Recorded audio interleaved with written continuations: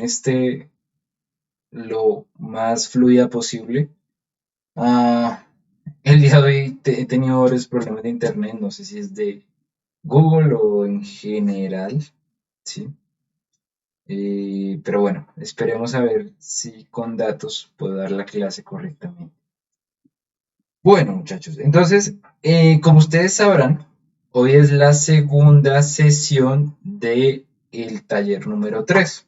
Este taller que pues obviamente eh, miramos la vez pasada y bueno, la idea es que el día de hoy se respondan dudas acerca de eso. ¿Sí? Ok. Antes de empezar, pues quisiera como darles como un overview de lo que va a venir luego de este receso por Año Nuevo, ¿sí?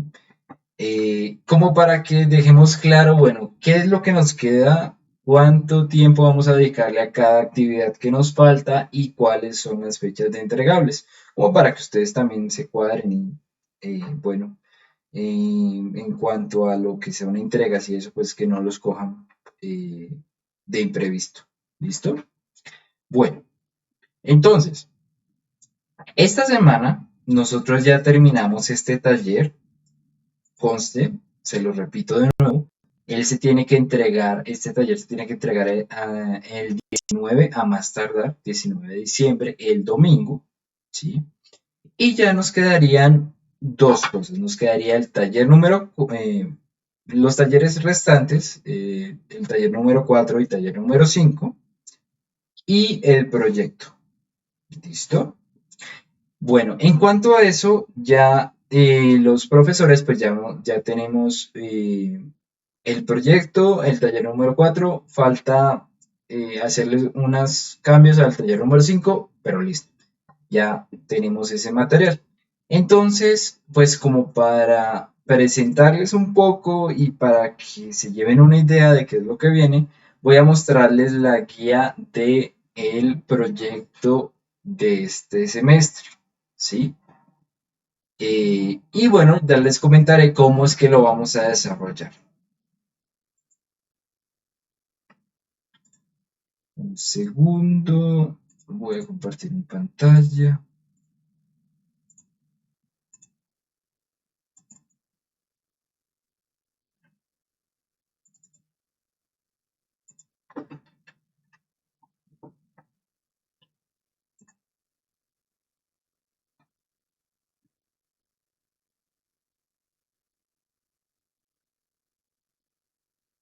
Bueno, listo. Entonces, este proyecto se titula Monitor de frecuencia cardíaca basado en el principio de la pulsiometría.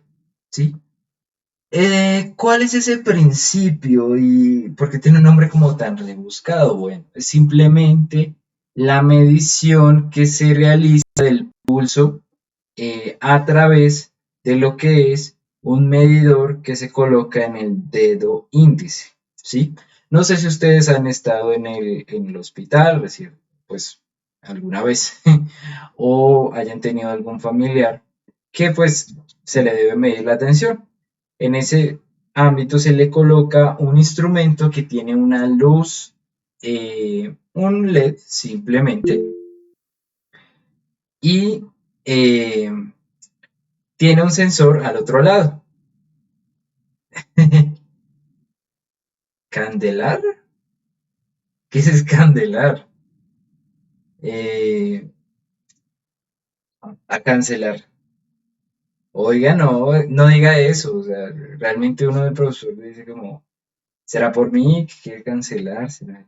Bueno, eh, nada, no cancele, no, no, no sea así, no le deje tirada. Pilotela que ahí posiblemente se pueda sacar algo. Pues, Kevin, busque compañeros que estén en la misma situación. En total tengo 40 y pucho de personas. Sí, eso sí, Andrés Serna siempre ha estado solo. Pues, busquen opciones. busquen opciones, no se dejen morir así de feo, que créanme que la materia pues no es, o bueno, de todas maneras si sigue igual, eh, en caso de perder, que pues como le digo no es la idea, no sería lo ideal, de todas maneras se aprende harto, ¿sí? Y ya, bueno, creo que eso es como importante, ¿verdad? Uno no está exento de perder una materia, pero lo importante es aprender y ya el segundo semestre lo revienta si es el caso. Pero pues esperemos no llegar allá. Entonces, es un principio muy interesante, ¿sí? El hecho de que a partir del bombeo de sangre, cuando no hay una especie de movimiento o cuando la presión es menor, se permite el paso, mayor el paso se permite un mayor paso de la luz del LED hacia el sensor y pues cuando uno básicamente pues bombea el corazón, cuando la presión arterial es más grande, pues no se puede ver eso. Entonces es muy interesante y pues creo que es algo que va a mostrar muy bien los alcances que puede tener lo que estamos aprendiendo. Entonces, pues es la idea, ¿no? Como que se vea un uso y un uso muy interesante realmente.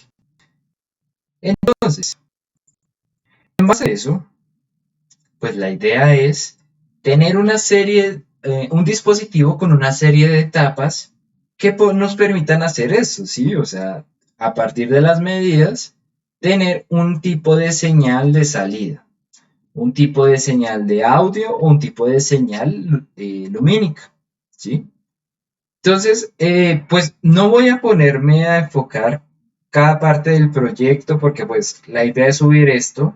No la he subido porque en serio no he podido entrar al Classroom, no me carga, está muy raro. Pero de todas maneras, pues en lo pronto, pues en lo que pueda lo subiré.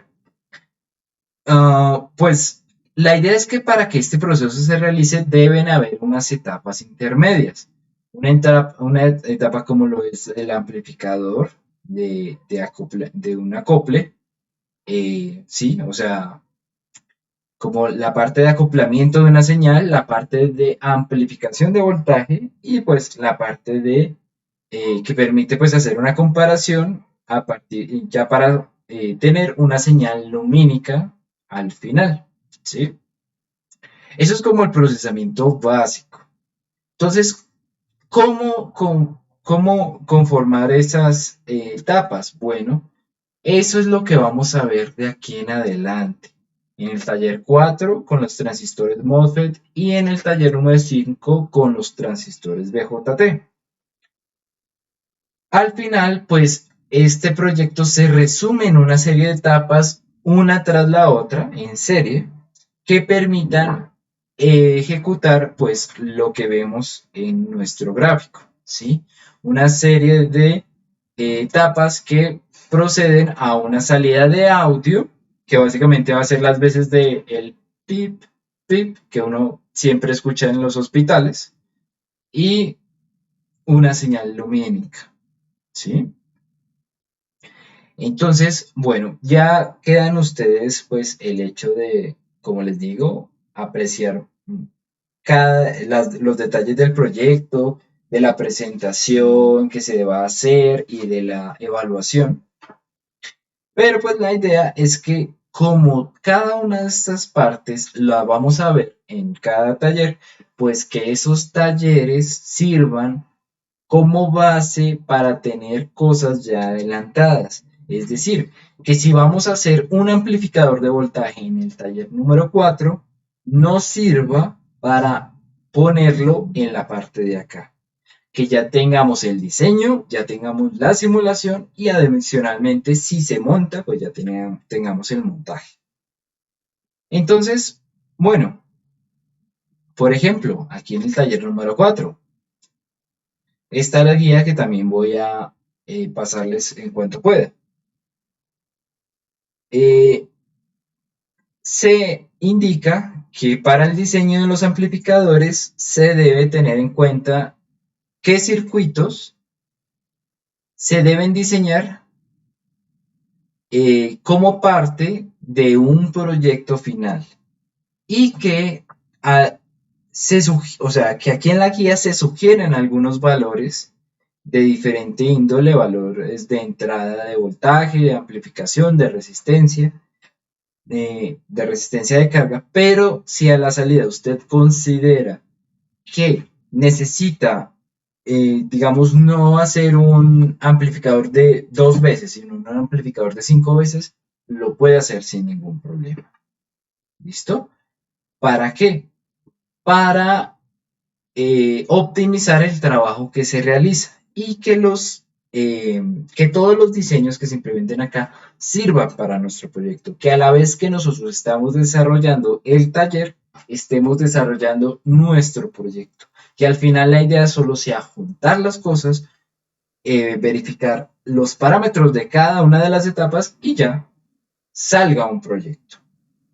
¿Listo?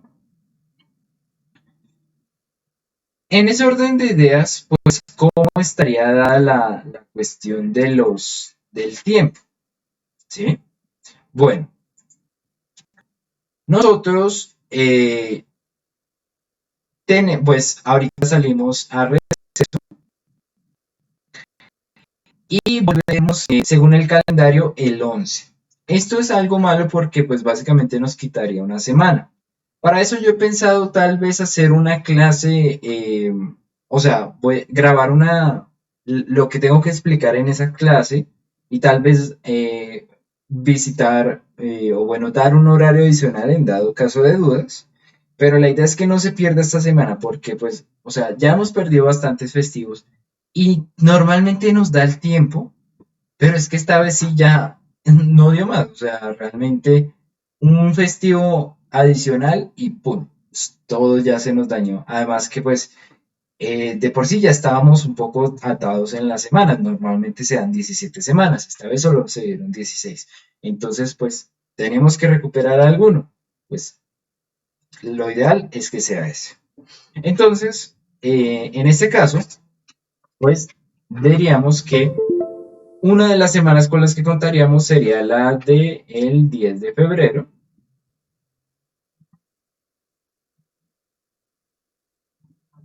perdón, 10 de febrero, enero,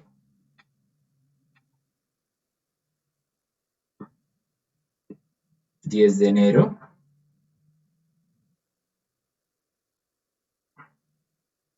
17 de enero, 24, 31. Esos días sí ya no hay festivos.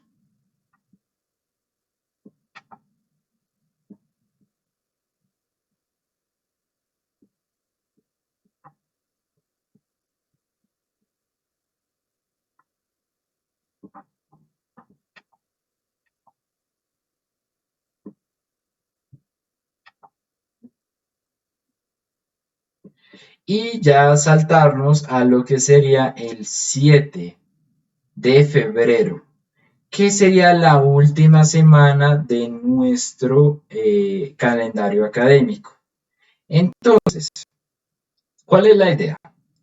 La idea es que teniendo 5 semanas a disposición, se utilicen para cada uno de los talleres, es decir, la semana del 10 de enero y del 17 de enero dedicarlo a la práctica 4, luego el 24 al 30, del 24 y 31, esas semanas dedicarlos a la práctica 5 y obviamente pues la última semana ya se tendrá que hacer entrega del proyecto. Obviamente, pues yo lo que esperaría es que el lunes, ese lunes 7 de febrero, se puedan dar una sesión de dudas del proyecto, y, y se pueda entregar a lo largo de la semana, no solamente el lunes, ¿sí? Entonces, normalmente yo hago eso, yo doy una serie de horarios que donde tengo libre, ustedes escogen el horario que tengan flexibilidad todos los integrantes del grupo y pues a partir de eso ustedes escogen y dicen, listo, yo voy a asistir el martes 8 a las 7 de la noche, por decirlo así. Listo, puede asistir y no hay ningún problema. eh, pues para la presentación de ese proyecto. Entonces, más o menos, yo les tendría un estimado que del 8 al 10, eso sí, el proyecto normalmente yo lo hago martes o miércoles. Incluyo el jueves por si acaso, para que nadie diga, profe, usted dijo que martes y miércoles, luego puso el jueves. Voy a dejar esto así tentativo, como del 8 al 10,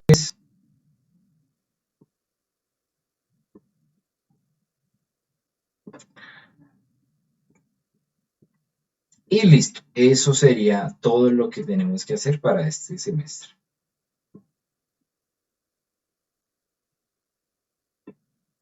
Entonces, muchachos, ¿se entiende la idea? ¿Alguna pregunta?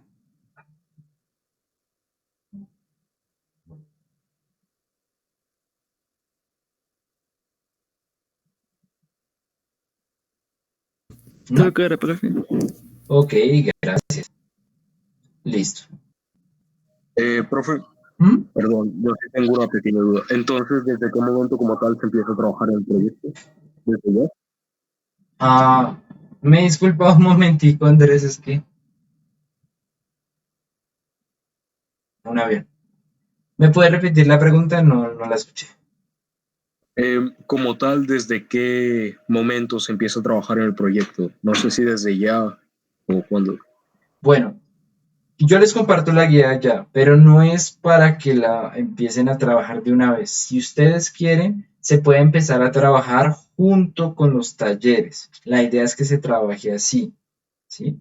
La guía nos denota que tiene un desarrollo de 5 semanas, este proyecto. Entonces la idea es que lo trabajemos a la par con los talleres, como les digo, los, las etapas que hay que diseñar van a ser, van a ser circuitos similares a los que se tienen que hacer en los talleres. Entonces, obviamente, la idea es que cuando entremos de nuevo, pues ya ustedes entren en la tónica de que estoy trabajando en el taller, pero a la vez estoy trabajando en el proyecto. ¿Listo? ¿Y qué valor tiene ese proyecto de la nota total? Bueno, como recordemos, como podemos recordar, cada una de las prácticas tiene un valor de si no estoy mal, el 4% de la nota total.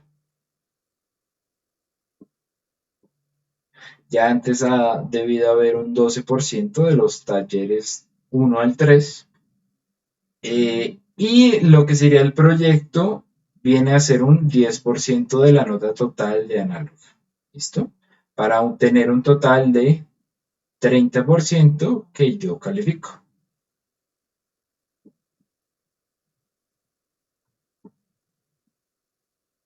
¿Vale?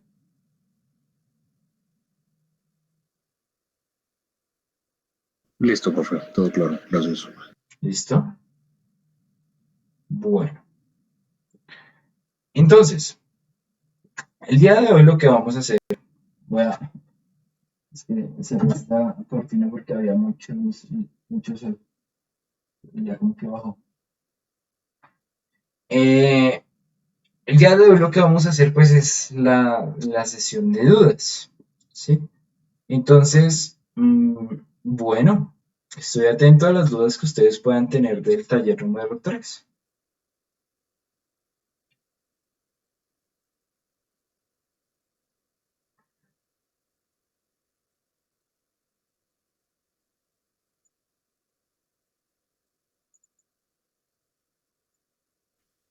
Profe, hay una parte en la simulación de Diosener, dice que hay que realizar una curva de ID versus BD y trazar una recta tangente a ella.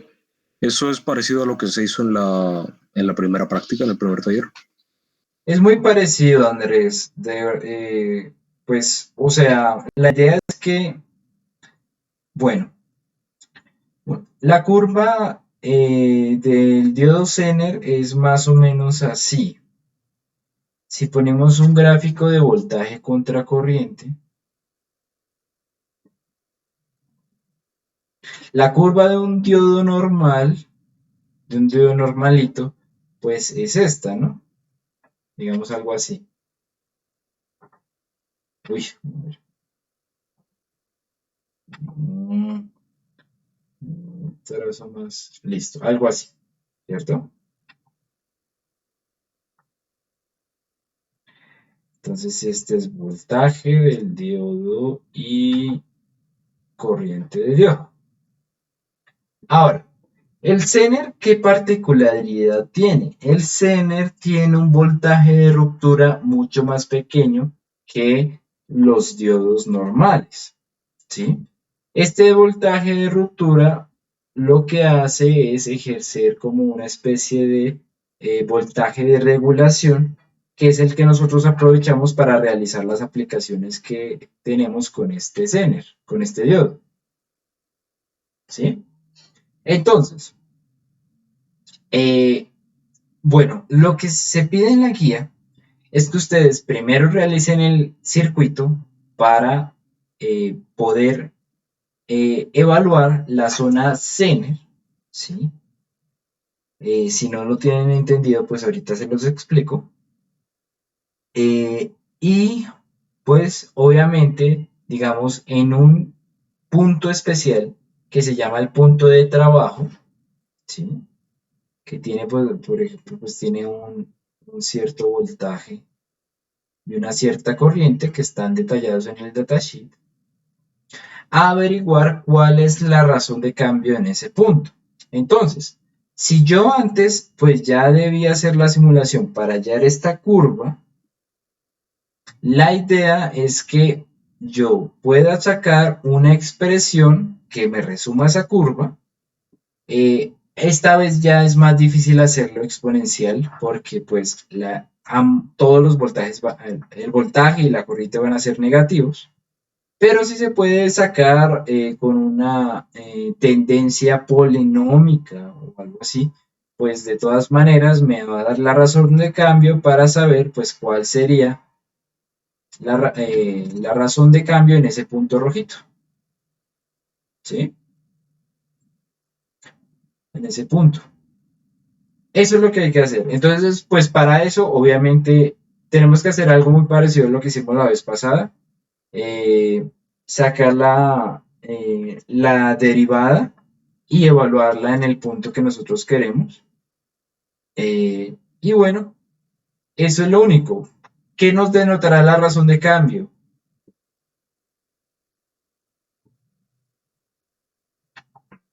Cambio de corriente en función del cambio del voltaje. Bueno, nos denotará la resistencia Zener. La resistencia que normalmente nosotros asociamos a un diodo Zener.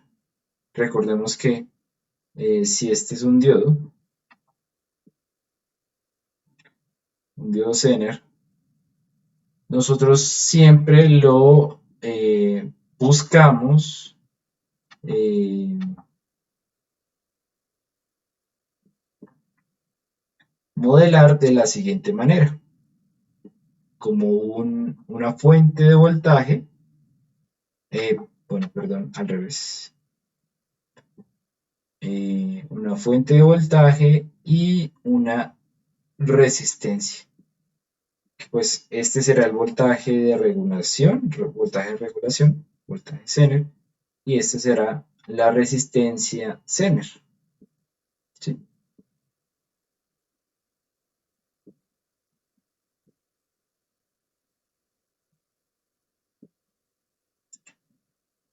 ¿Se entiende la idea, Andrés?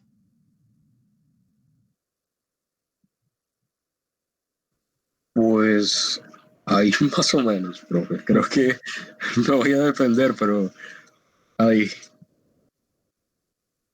Bueno, si haya la curva en el cuadrante 3, ¿no? Pongámosle números a los cuadrantes. 1, 2 y 3. halla la curva de la región Zener. Y usted la pone en un Excel, es posible hallarle la tendencia pues para saber una función que corresponda a esa línea. No necesita ser exponencial, puede ser polinómica y de hecho resulta mejor.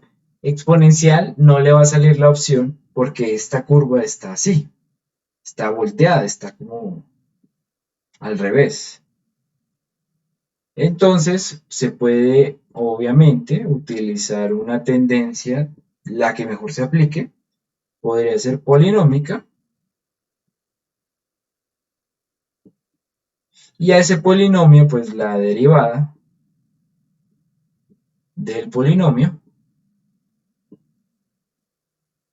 evaluada en el punto de trabajo pues le va a dar la razón de cambio que se está requiriendo, ¿vale?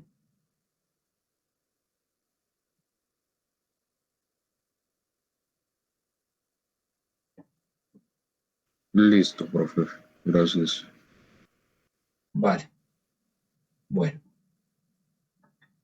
¿Tienen claro cómo hallar esa región Zener? Porque el circuito lo que exige es tener un montaje que permita moverse entre el valor máximo y el valor mínimo del diodo Zener, los valores mínimos y máximos de corriente. ¿Tienen claro de dónde salen esos valores o quieren que se los explique un poco pues con esta tabla?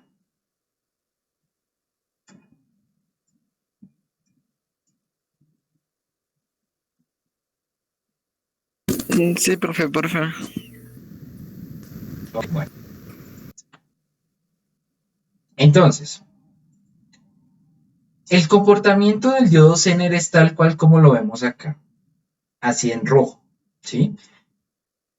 Funcionando en directo, él funciona como un diodo normal, regula más o menos a 0,7, tiene un comportamiento exponencial asociado y bueno, todo lo demás. Ahora, este diodo es especial, ¿por qué? Porque cuando se pone en inverso, ¿sí? Su, eh, su comportamiento hace que normalmente se estabilice como en lo que sería una especie de rodilla, ¿sí? O sea, como una especie de tensión inversa, ¿sí? Y ese es el principio que nos permite utilizarlo como un regulador. Ahora, ¿qué pasa con esto? Pues que simplemente no, en los datasheets nos dicen, pues bueno, si usted está utilizando, por ejemplo, un diodo 2N4733, él regula a 5.1 voltios. ¿Qué quiere decir esto? Que él aquí en este punto especial, en un punto especial de comportamiento típico, tradicional, nominal, ¿sí? Él va a tener cierto voltaje. Digan ustedes voltaje de regulación, Vz, voltaje Zener. Pero ese voltaje, pues o sea, ese punto en especial solo se va a alcanzar coincidiendo con un punto especial de corriente. Y es la que nosotros siempre vemos en estas tablas, siempre la vemos al lado de ese voltaje Zener, que normalmente se denomina corriente de testeo y tiene las siglas IZT. Entonces, bajo este voltaje específico, nosotros vamos a tener una corriente IZT en ese punto en especial. Ahora, lo que sucede, pasa y acontece, es que obviamente nosotros no podemos asegurar siempre, siempre, siempre que nuestro Zener esté sometido al mismo voltaje y a la misma corriente siempre. Eso depende de las condiciones que rodeen el circuito. Entonces vamos a tener no solamente un punto de trabajo del diodo Zener, sino una serie de puntos o una región de trabajo del Zener, ¿sí? Que va desde cierto valor hasta cierto valor. Digan ustedes algo como esto. Son puntos muy cercanos, uy, azul. Son puntos muy cercanos entre sí de voltaje, pero un poco más lejanos en corriente. ¿Por qué cercanos al voltaje? Porque nosotros cuando escogemos un diodo queremos que regule un valor determinado. No queremos que se aleje mucho del voltaje que se nos dice en el datasheet. Pero pues obviamente si responde a esta curva, pues va a tener leves diferencias en el voltaje y eso va obviamente atado a que tenga una corriente distinta. No solamente se puede considerar que un diodo Zener funcione en un único punto, puede funcionar en un intervalo específico y ese intervalo se conoce como la zona Zener, la región Zener, zona o región Zener, ¿sí? Esa que pongo aquí en amarillo. Entonces, ¿cuál es la idea, muchachos? La idea es que en ese primer circuito que nosotros estamos probando, voy a ponerlo un poquito más pequeño. En ese circuito que nosotros, en ese primer circuito que nosotros queremos probar, hagamos todos los, o sea, montemos ese circuito de tal manera que se pueda mirar exclusivamente la región Zener y no más. ¿Por qué? Porque va a haber, bueno, porque va a haber regiones muy alejadas del punto Zener, ya sea tanto por valores mayores al voltaje BZ o valores menores al voltaje BZ. Pero ¿qué determina estos puntos? ¿Qué determina estos intervalos? Estos puntos máximos y mínimos. Bueno, obviamente va a estar determinado en el datasheet. Ahora, hay diferentes criterios de cómo se realiza esto, ¿sí? Normalmente, pues, bueno, si estamos mirando acá este elemento, normalmente dividimos la cosa de la siguiente manera. Estos serían valores nominales, estos que voy a señalar acá. Nominales. Entonces, si yo pruebo un voltaje Zener a cierto voltaje con cierta corriente, le tendré asociada una impedancia dinámica, una impedancia Zener de tanto valor. Ahora, si yo me alejo de ese punto un poco, yo puedo tener un valor máximo y un valor mínimo. ¿Cuáles serían los del valor mínimo? Bueno, los del valor mínimo vienen a ser estos de acá, los que dicen máximo impedancia de rodilla. Máxima impedancia de rodilla, lo que quiere decirnos es que ahí empieza a trabajar nuestro diodo en la región Zener. Serían estos de acá, los que tienen el subíndice K. Y el valor máximo, pues obviamente estará dado por este valor que dice Maximum Regulation Current, IZM. ¿Cómo yo sé? Pues bueno, aquí yo se los muestro para este datasheet en específico, pero ¿cómo yo sé cuál es mínimo, no mínimo, listo? ¿Cómo yo sé en qué parte, o sea, qué elementos pues considerar? Sí, bueno, primero que todo, Fíjense que lo que tiene Z es justamente lo que está dentro de la zona Zener. Miren, estos elementos no tienen Z, estos elementos no tienen Z. Estos tampoco acá, bueno, a no ser de la temperatura, pero no estamos manejando temperatura en esta parte, ¿sí? Entonces, bueno, esto me dice que ya no está dentro de la zona Zener. Otra cosa, si yo tomara esta corriente, que es la más grande, y la multiplicara por el valor Zener, me daría un valor mucho mayor al de o sea, multiplico voltaje por corriente, me da un valor de potencia mucho más grande que el de 1 vatio. Y se me dice que estos elementos máximo tienen un valor de 1 vatio. Entonces, esta corriente pues ya por eso la descartamos. Y esta corriente tan pequeña, ¿por qué la descartamos? ¿Por qué no puede ser el valor mínimo? Bueno, porque aquí nos dice que esta corriente IR atada al voltaje B, está atada al voltaje BR.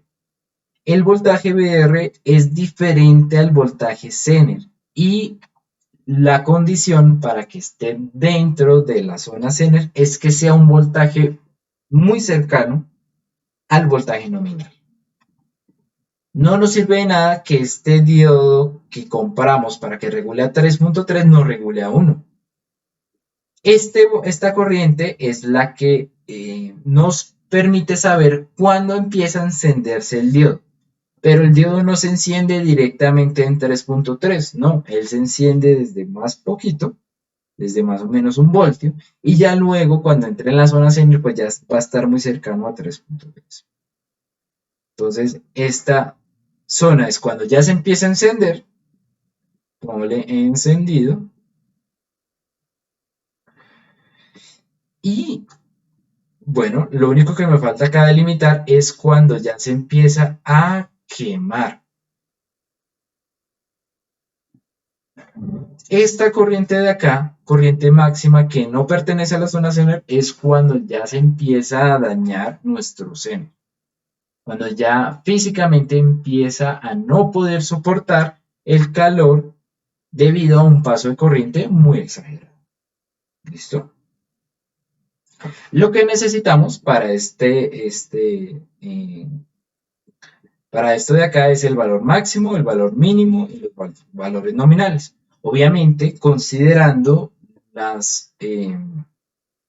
considerando todo, pues, en magnitud, ¿no? Porque, pues, realmente este valor máximo es el que va a estar más negativo, ¿sí? O sea, como en esta escala que ya nos incluye el signo, pues, el valor más alejado del origen, pues va a ser el valor de corriente máximo. Como les digo, obviamente debe ser interpretado máximo en magnitud, IZM. Y este valor mínimo acá, IZK. ¿Listo? Estos son los valores con los que ustedes deben diseñar este circuito. Valor mínimo en magnitud y valor máximo en magnitud. ¿Listo? ¿Queda entendido cómo leer ese diagrama, esa tabla? Gracias, profe. Bueno. ¿Alguna pregunta, muchachos?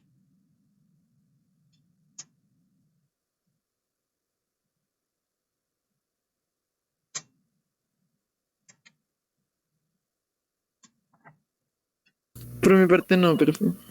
Ok.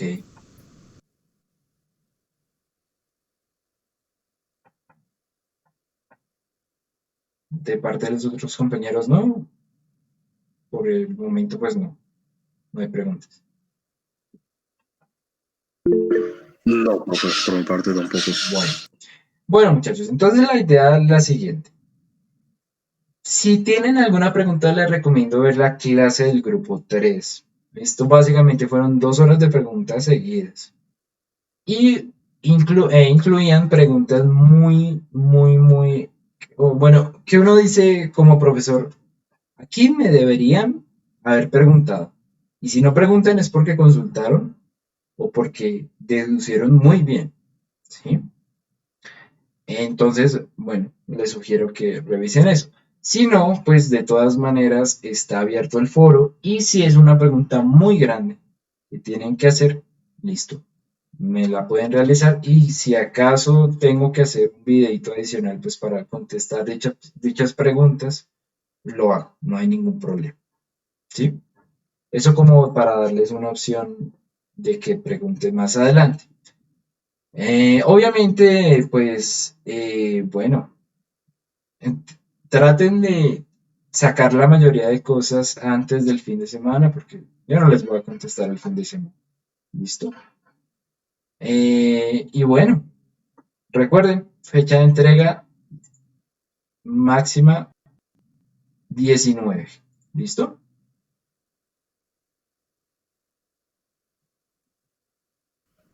Profe, antes se me había olvidado, no es una duda como tal con la, bueno, no tiene tanto que ver con esto, Ujú.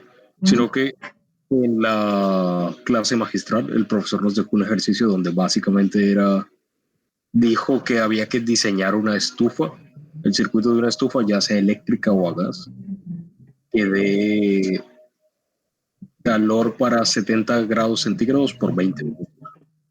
Y cuando usted mencionó lo del proyecto, pues me recordó un poco a eso, ¿no? Con lo del lo que toca hacer es un monitor cardíaco.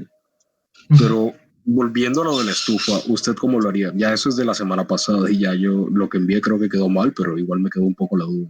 Pero para, o sea, una estufa y mantenerlo a cierta temperatura. Sí, tengo entendido que para eso hay que tomar en cuenta la sustancia, el calor específico y todo eso, pero el profesor dijo que pues se haga con lo que uno sabe.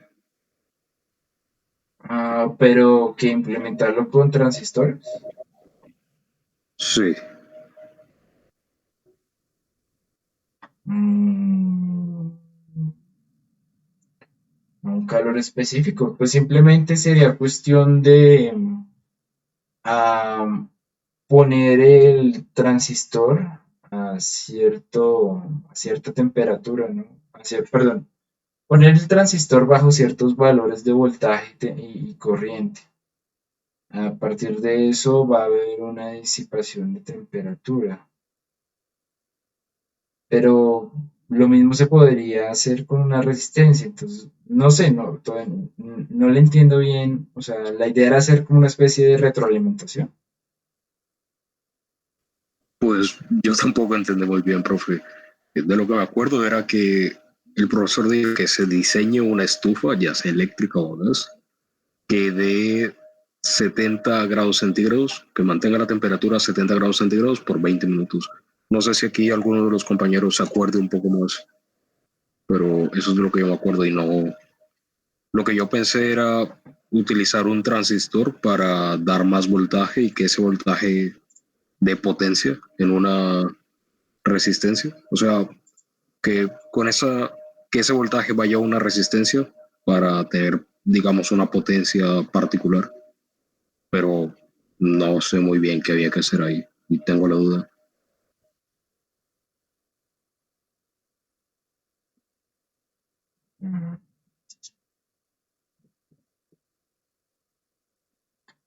Mm, es que no sé, el problema está como muy ambiguo si lo presenta así. O sea, si no. Pues sí, profe, pero pues básicamente siento yo que así se nos fue presentado.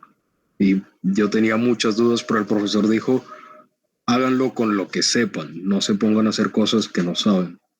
Entonces, pues yo quedé azul, honestamente, no sé muy bien qué había que hacer ahí. Bueno, pues, o sea, los diodos emiten cierto valor de temperatura bajo ciertos valores de corriente y de voltaje. Más allá, pues creo que los valores de corriente son los más definitivos. En dado caso, pues no sé si ustedes ya vieron fuentes de corriente. podría simplemente ser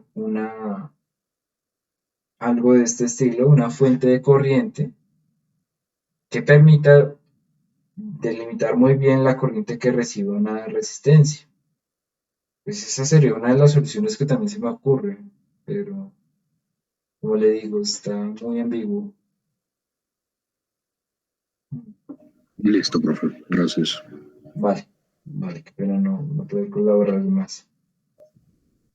Bueno,